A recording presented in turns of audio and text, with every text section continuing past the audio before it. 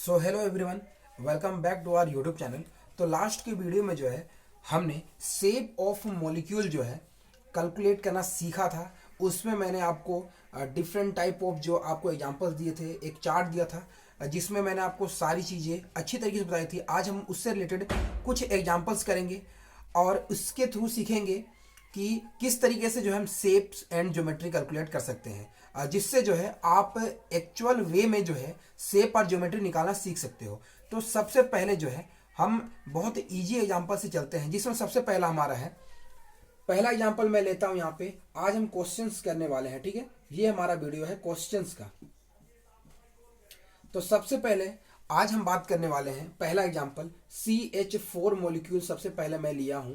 तो इसके लिए जो है किस तरीके से आप अप्रोच करोगे शेप निकालने के लिए, ज्योमेट्री निकालने के लिए। तो सबसे पहले इसके लिए आप क्या करोगे, स्टेरिक नंबर निकालोगे। स्टेरिक नंबर कैसे कैलकुलेट करोगे, मैंने आपको बताया था हाफ इंटू नंबर ऑफ जो आपका वैलेंस इलेक्ट्रॉन प्रेजेंट इन, जो आपका है present in central atom, okay, central atom. फिर मैंने बताया था plus number of monovalent atom, monovalent atom. ये फॉर्मूला मैं अभी लिख दे रहा हूं, लेकिन बार बार मैं नहीं लिखूंगा, ठीक है। मोनोवैलेंट एटम हो गया, प्लस माइनस मैंने आपको बोला था चार्ज। अब देखो यहां पे क्या है, सबसे पहले स्टेरिक नंबर निकालो तो 1/2 हो गया। कार्बन के पास में टोटल वैलेंस इलेक्ट्रॉन कितने होते हैं, एटॉमिक नंबर 6 हो गया, मतलब 1s2 2s2 2p2 हो गया, ओके। मतलब टोटल जो वैलेंस इलेक्ट्रॉन हो गए वो आपके हो गए 4। तो यहाँ पे 4 हो गया।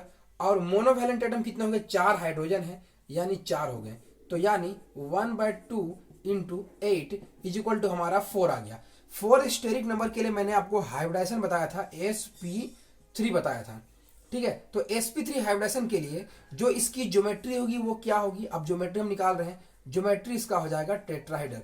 अब देखो इसका शेप निकालना है, ठीक है। शेप अगर आपको इसका पूछा जाए तो शेप के लिए क्या करोगे, मॉलिक्यूल क्या किसी प्रकार का लोन पेयर कंटेन कर रहा है, नहीं कर रहा है। तो मैंने आपको बोला था shape is equal to geometry. तो इस केस में आपका जो शेप हो जाएगा, शेप जो हो जाएगा वो भी आपका हो जाएगा टेट्राहेड्रल।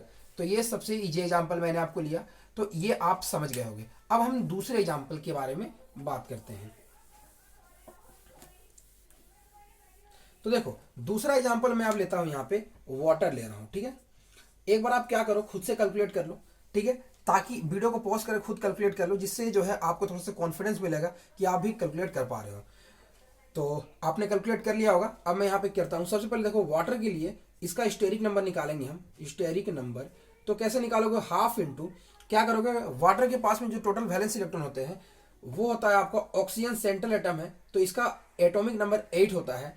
तो इसका जो वैलेंस इलेक्ट्रॉन निकालोगे 1s2 2s2 2p4, यानी वैलेंस इलेक्ट्रॉन हो गए इसके 4, 4 + 2 6 हो गए, सॉरी 6 हो गए। और मोनोवैलेंट एटम कितने हो गए, 2।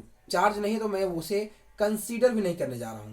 तो 1/2 इंटू 6 + 2 8 हो गया, यानी जो है इसका आ गया स्टेरिक नंबर 4। तो इसका ज्योमेट्री हो गया आपका, मतलब हाइब्रिडाइजेशन sp3 हो गया। तो ज्योमेट्री फिर से क्या हो जाएगा, ये हो जाएगा आपका टेट्राहेड्रल। अब दूसरा इंपॉर्टेंट बात, यहां पे जो शेप है वो क्या होगा, ठीक है।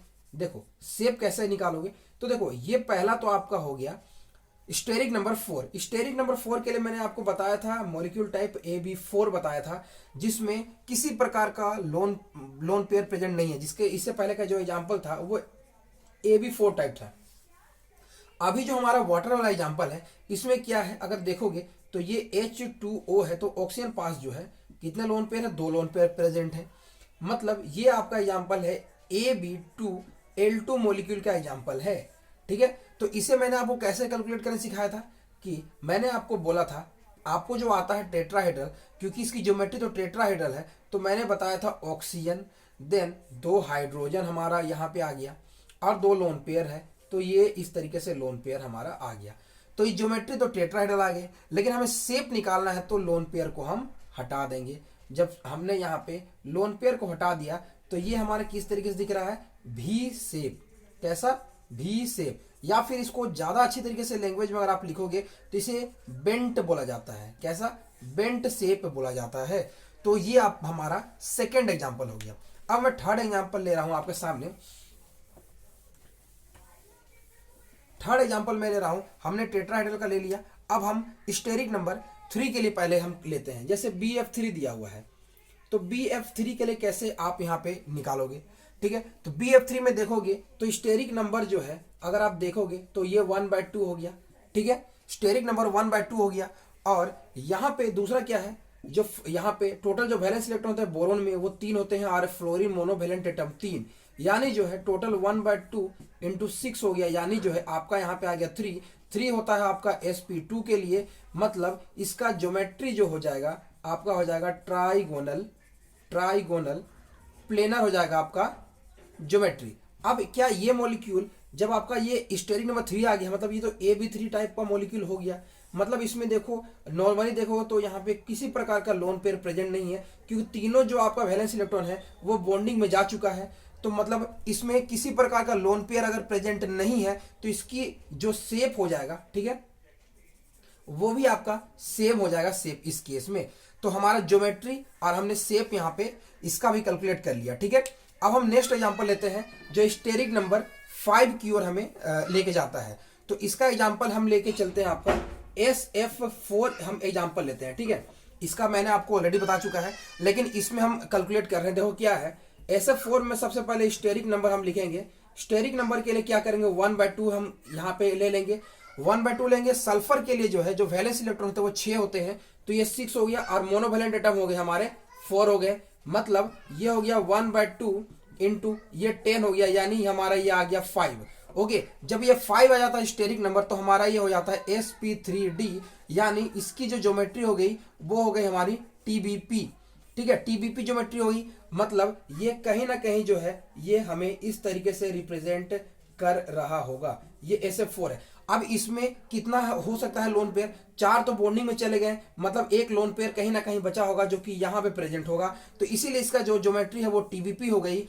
और इसका जो शेप के बारे में बात करोगे तो शेप के लिए जो है आप ये मिटा दोगे तो ये ज्योमेट्री हो गई हमारी, और शेप जो हो जाएगा ये हो जाएगा C-SO हो जाएगा, हमारा शेप हो जाएगा, ठीक है।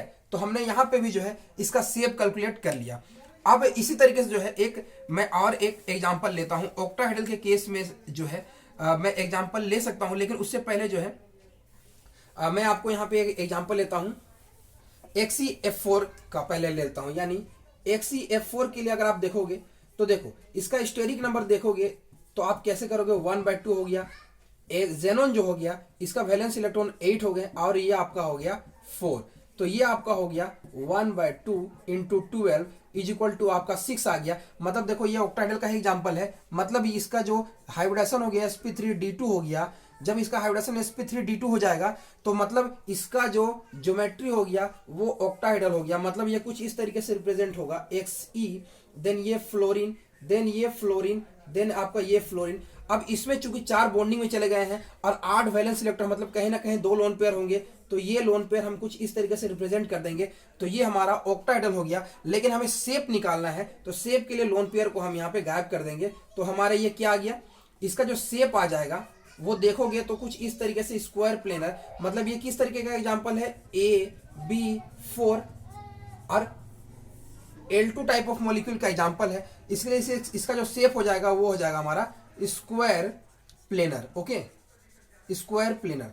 तो हमने ये सारे एग्जांपल ले लिए, कुछ इंपॉर्टेंट एग्जांपल्स लिए हैं। कुछ एग्जांपल्स के लिए जो है मैं यहाँ पे आपको होमवर्क में दे दे रहा हूँ। इसके लिए जो है आप क्या करना, कैलकुलेट करना और कमेंट सेक्शन में इसका मुझे आंसर जरूर बताना। सबसे पहला मैंने ले लिया IF7 का जो है ज्योमेट्री क्या है वो बताना मुझे, और इसका शेप क्या है वो मुझे बताना, ठीक है। एक IF7 मैंने ले लिया है। दूसरा मैं एग्जांपल दे रहा हूं आपको I3- का ज्योमेट्री और शेप मुझे कैलकुलेट करके बताना। देन XeF2 का ज्योमेट्री और शेप।